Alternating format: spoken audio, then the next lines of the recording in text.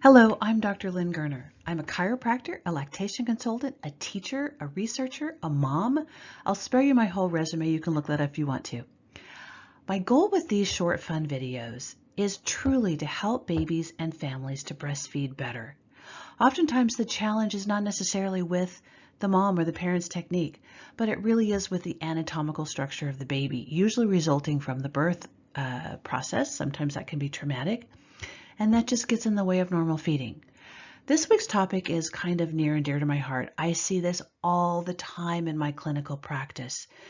Why is my baby so gassy? If your baby is gassy, that turns out to be colicky, indigestion. There's so many aspects to that. It can just make the entire family absolutely miserable. So let's talk about this subject. Why is my baby so gassy? Okay, so is your baby gassy after feedings? Does she or he arch their back and really appear to be in a lot of pain? Do they cry a lot and are inconsolable? We often call that colic. And even though it sounds kind of funny, how often does your baby poop? So many of my clients, my parents say that their baby only has a poop every 3 to 4 days. I've heard up to 3 weeks. And guess what? Unfortunately, no disrespect to the medical profession, sometimes your pediatrician does not acknowledge how important this is, and it gets written off as being normal. That is not normal. Is your baby just generally uncomfortable in their body? So let's talk about a couple of reasons for that are fairly easy to address. Sometimes the problem can be with the parent's diet, with mom's diet. It's very common these days that cow milk protein little molecule just does not play well with the human milk molecule. So I always recommend that if there is any sort of a indigestion issue with the baby, that mom just cut dairy out of their diet. Sometimes that can be difficult, but it's worth a happy baby, right? The bad news is, or the good news and the bad news, good news is that it's often really helpful. Bad news is that it takes about 6 weeks to get out of your diet, okay? First 1 to 2 weeks is helpful, but don't lose hope if you don't see a huge difference in that time. Sometimes it takes a while.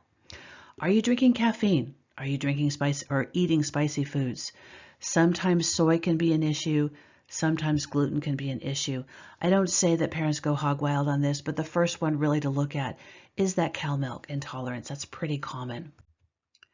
Another one that people don't think about very often, did your baby or was your baby around, or did they receive any antibiotics? And sometimes this isn't as obvious.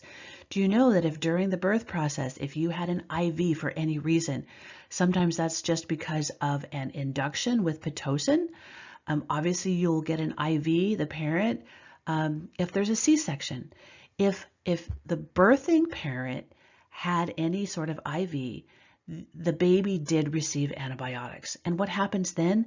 Well, it just kills off the normal gut flora. So they just don't have enough to digest their food properly. If the baby was born by C-section, there isn't any of that good old-fashioned vaginal seeding, the good biome that the baby receives by passing through the vaginal canal. So even though this is kind of controversial sometimes, I highly recommend a high-quality infant probiotic. And you can contact me if you have questions on that. That can be very, very helpful. Another one that I see all the time, how fast is your milk letdown? If you have a really fast letdown and your baby is practically choking to catch up with all of that milk that comes her or his way all of a sudden, that can also lead to a lot of gas that's ingested. So an easy way to do that or to deal with that is to just either hand express or pump off some of the initial volume before you put your baby to breast.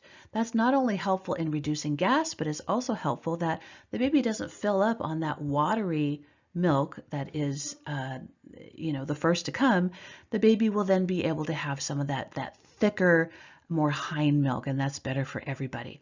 Sometimes the baby spits up a lot and the parents are afraid of a reflux issue. And sometimes, again, it's just the fact that the baby is getting too much too fast. So take a look at that option as well.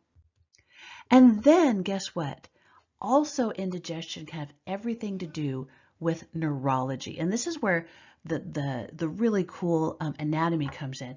I'll talk about this really quickly. Okay, little baby's head, it's kind of hard to get in the camera, but you know what? In right here, which sits right in front, if you have to imagine my fingers here, is the upper neck, the cervical spine. If your baby is tilted like this, if your baby likes to turn their head like this, very likely there's imbalance in the upper neck. And guess what? That neck sits right on top of this bone right here. That's called the occiput. And very, very important nerves come out right here and right here. It's called the vagus nerve. And guess what? Look it up, because the vagus nerve goes to all of their life-sustaining functions. It kind of comes out of the brainstem and it goes into heart, lungs, and digestion. Guess what? So if the baby's upper cervical spine or the lower cranial area is not in balance, then it can really irritate that nerve. So again, how does that affect your baby? A lot of this stems from the birth. So as I just said, the vagus nerve can get compressed in the upper neck from the birth trauma. Those cranial bones become imbalanced because they are not fused. They are very loosey-goosey and move a lot with the newborn. Another thing that can happen is what's called CSF, cerebral spinal fluid. Look it up. That relies also on the normal motion of the neck, of the cranium, of even the pelvis. And again, if your baby has imbalance because of birth trauma, that fluid just doesn't flow properly. If your baby is arching, if your baby is just really tight, that can affect this as well. So if any of that was interesting to you, there's so much more to say about it.